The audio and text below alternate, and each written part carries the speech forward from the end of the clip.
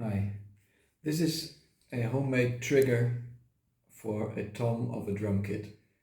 I'll show you what it's made of and how I assembled it. The aluminium piece I start with was a 30 by 30 by 30 U-shaped piece of aluminium, which I bodged into this shape. I made the 30mm sides a bit shorter. I made a connection point for the jack.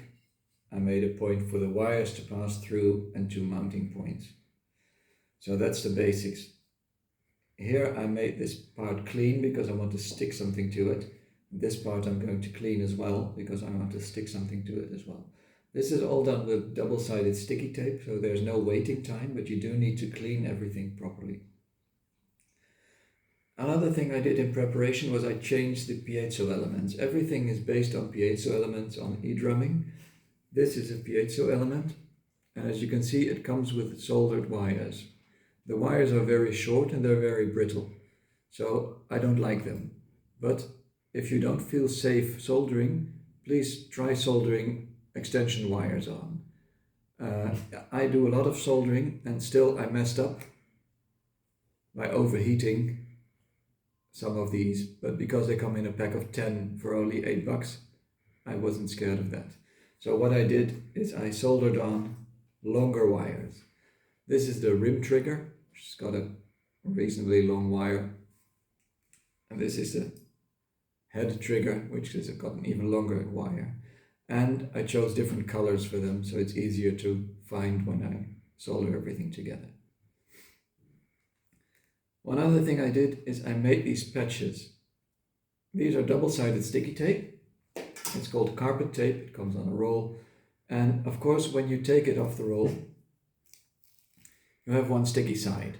So what I did was I peeled back quite a long distance, say half a meter, which was overkill, 30 centimeters will be enough. And I threw that part of the sticky tape away and I folded over the backing paper. So I had a strip with backing paper on both sides. This way I can mark it and cut it. I need one square for the foam bit, and I need two circles for the piezo elements. I'll show you, I prepared this patch. The rim trigger is going to be put down there. So what I do is I take a little piece of sandpaper, I rough it up a bit, nothing too special, this is 150 grit. And I have a wet cloth with a bit of denatured alcohol to degrease. And after I did that, I don't want to touch these patches anymore, because the grease in your hand will take the glue or will make the bond less good. I did the same thing on this little aluminium piece, 30 by 30 millimeters. So I'm not touching the connecting sides, I'm just touching the sides. Putting it together is fairly straightforward. This is foam rubber, which has already got one sticky side on.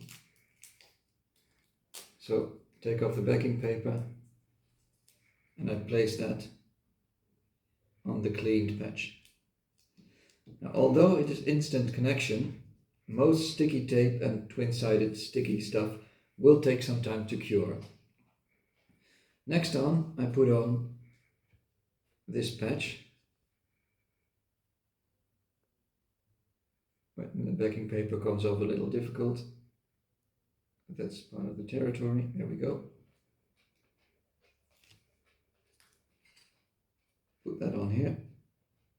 Place it straight one time. That's on there as well. I take the backing paper off. Again, getting a start is a bit difficult, but once you got it, it's done. And then I place the aluminium piece on top. Like this. Again, keeping it straight, and I use something to push on here, not using the grease of my fingers, getting finger grease on there. Next up is the piezo element. Again, fighting the backing paper. Story of my life, well, at least in this part. There we go. Place that at the center.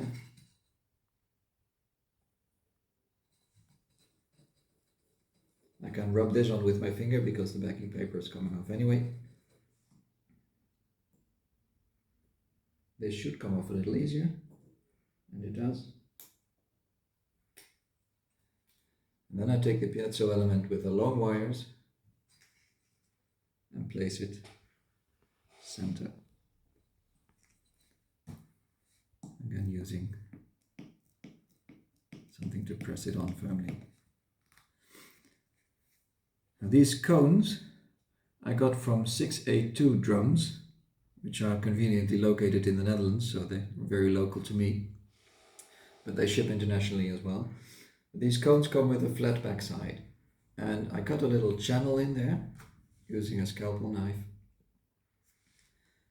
to feed the wires through. They provide a twin-sided sticker, bit of round tape to put it on. So I put this on as well, and I rub it down 3/4 of the way, making sure that's all connected. Then I trace with the scalpel, not cutting the piezo element, just the tape and the backing.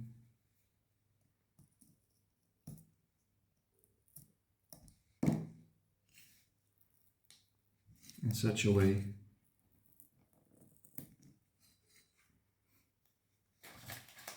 that this has become clean again. Then I can take off the backing paper. At least I thought I could, helping it a bit with the scalpel. There we go.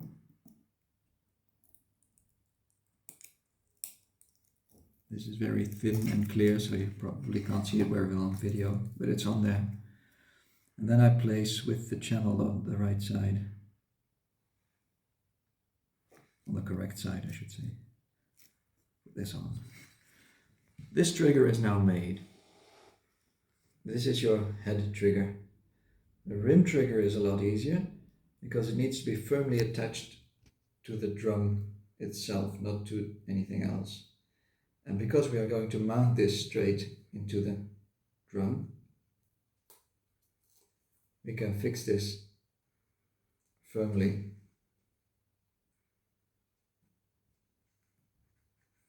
onto here. There's no need to isolate it. This part we want to have activated by the drum head that goes over it. This part needs to move with the physical drum, so it needs to be connected solidly.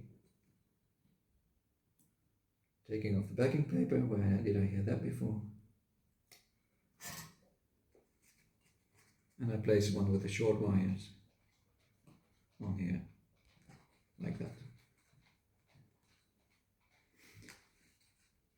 Now, I will not complete this one in this video, but I'll show you what the last step is. For the last step, I put the wires together through a bit of heat shrink tubing, and I soldered it to the jack, both grounds to the sleeve, the rim trigger to the ring, and the head trigger to the tip.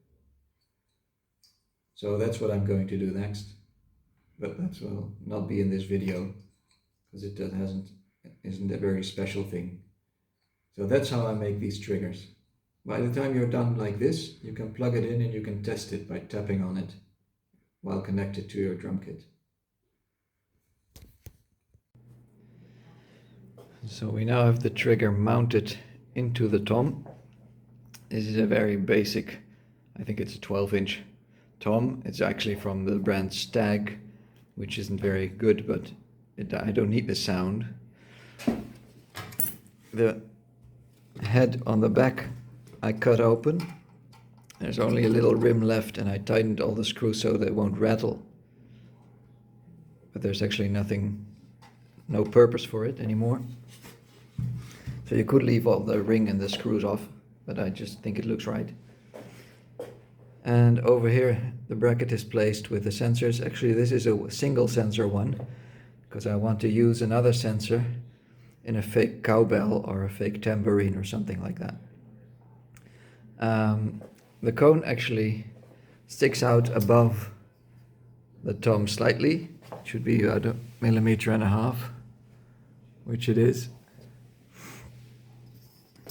And next we put the head on, and this is a mesh head by 682 Drums, Dutch company. And they are supposedly the best mesh heads, the best feel we can get. And I don't know yet because I haven't played on it yet.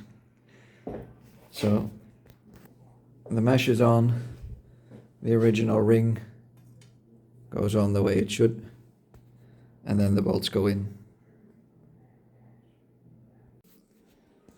So the tom is done. It's hooked up via a single wire to an additional port of the drum computer. It has pretty good bounce to it. I like the mesh head at this point. I haven't played on it a lot yet, and I don't think you'll be able to hear it. I hope maybe we can get some sound from the headphones.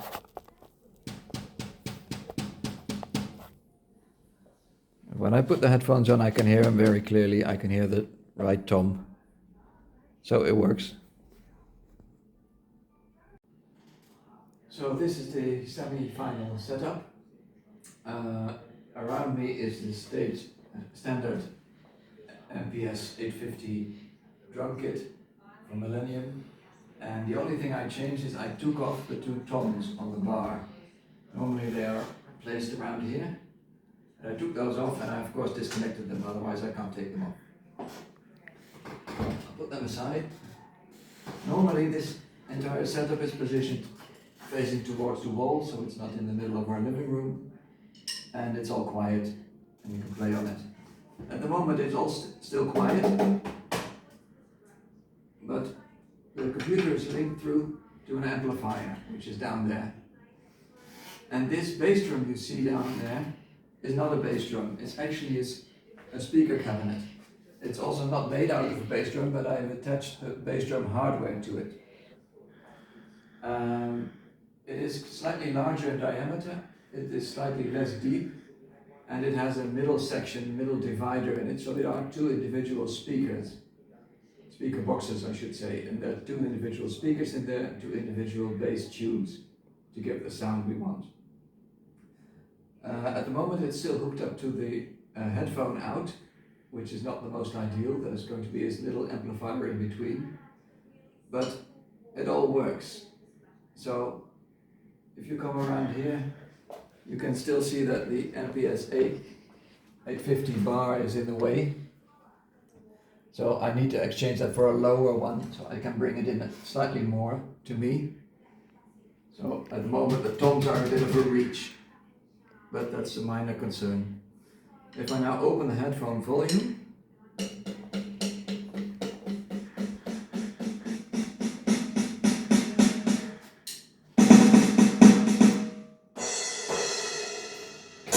I can play with the sound without headphones.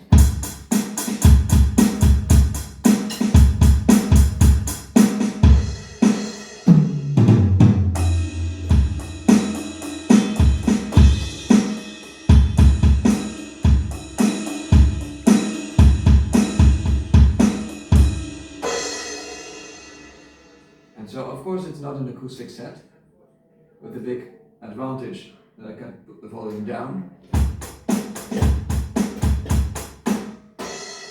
Still hear it. And if I put the volume full up, I think we'll have complaints. But this is the semi-acoustic looking mps-850 conversion I made.